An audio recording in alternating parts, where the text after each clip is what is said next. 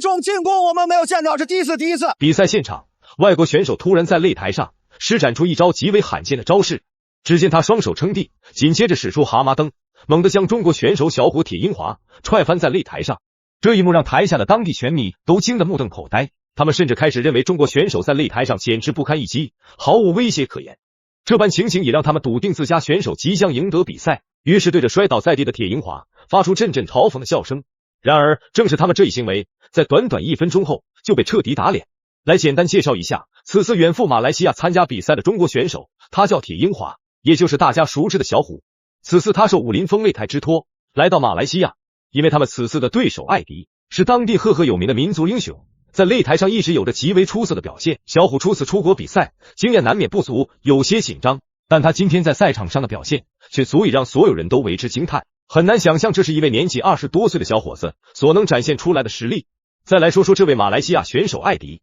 他在当地可谓是家喻户晓，就如同王洪祥在我国早期在搏击界的地位一般。对于年纪20多岁且初次出国比赛的小虎，艾迪压根就没放在眼里，赛前更是用不屑的语气宣称，这不过就是走个过场罢了。艾迪的这番话让小虎心中憋了一股劲，所以在今天这场比赛中，铁英华无论如何都要全力以赴，用自己全部的实力来好好与对手较量一番。红色方是中国选手小虎铁英华，蓝色方则是马来西亚选手艾迪，一场激战即将拉开帷幕。如果武林风的观众朋友们，您经常收看我们节目的话，你对这个艾迪一点都不陌生，因为我武林风在这个2011年9月份来到马来西亚吉隆坡比赛，那场比赛当中，蓝方这个艾迪就同谢雷打满了4局，最终双方是战成平局。那么今天小虎铁英华来迎战艾迪，那么这场是一场硬仗。我们通过这个开局来看，今天这个艾迪要比艾迪面对这个年纪19岁的中国小伙子时，满心都是不屑，毕竟他自己战绩斐然，耀眼夺目。然而铁英华全然不顾双方实力上的差距，施展出一套凶猛的组合拳，紧接着又是一连串的腿法攻击，这让艾迪隐隐察觉到了一丝不安。艾迪的比赛节奏向来较为缓慢，此刻也只能被迫在中远距离与铁英华对峙，同时寻觅着反击的时机。因为这个艾迪呢，他练过泰拳，在马来西亚练过泰拳，他的腿还是很硬。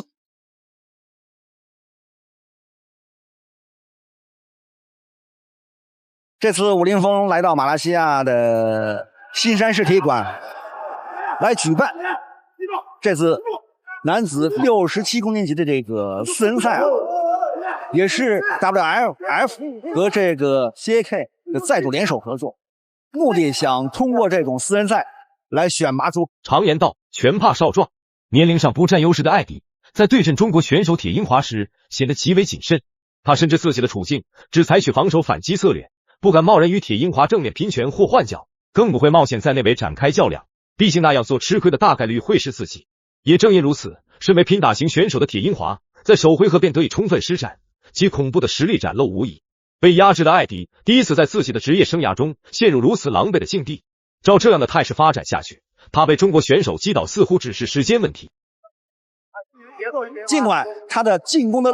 比赛路线并不是很细腻，但是他的战术体系还是很丰富的。刚才他在第2局比赛里面利用一个我们说是一种像那个侧手那种动作啊，你看刚才有一个迎击，他在比赛里面，现在铁英华只有比赛进入第2回合，铁英华依旧延续上回合那种极具攻击性的凶猛打法，这在利用一连串的重拳与重腿出击，把艾迪逼入绝境，使其毫无招架之力，喘不过气来。而后再静静等待合适时机，企图觅的那能一击毙命，实现扣的绝佳契机。但老谋深算的艾迪岂会坐以待毙？他极为狡猾，突然临时改变了自身的战术打法。艾迪心想，既然中国选手铁英华如此迫切的想要在今晚就终结这场比赛，那自己不如反其道而行之。进攻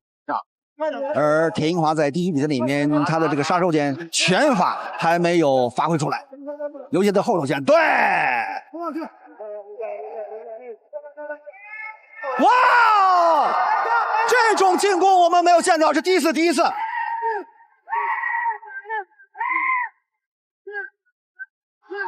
小虎被激怒了。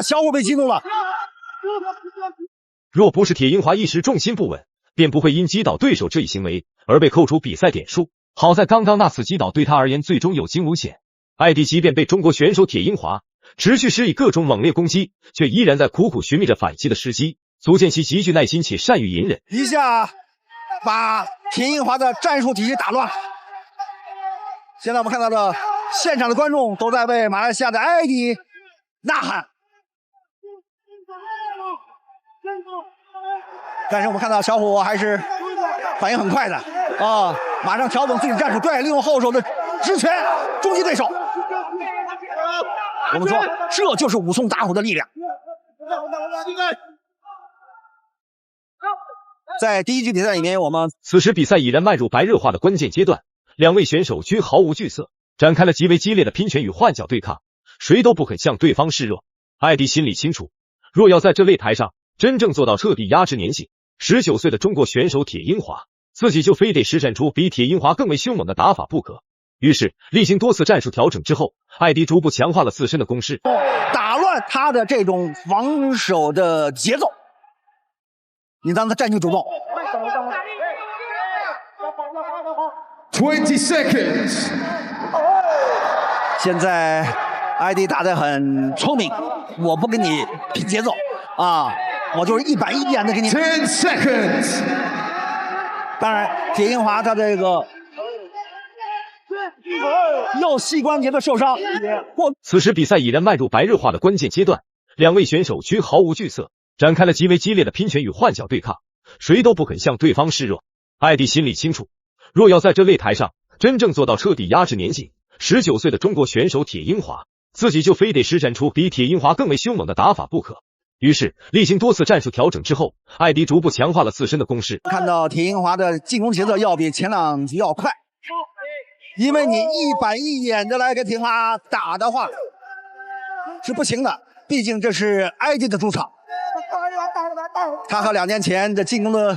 力量完全不一样了。节奏，铁英华，快点！漂亮！这就是一个高变腿，漂亮！铁英华在第3局的关键时刻，迎击一个高变腿，让民族英雄艾迪重重躺在擂台上。最终比赛结果正式公布了，铁英华凭借着出色的发挥，实至名归的赢得了这场比赛的最终胜利。那么大家觉得铁英华在本场比赛中的表现究竟怎么样呢？欢迎各位在评论区踊跃留言，分享你们的看法。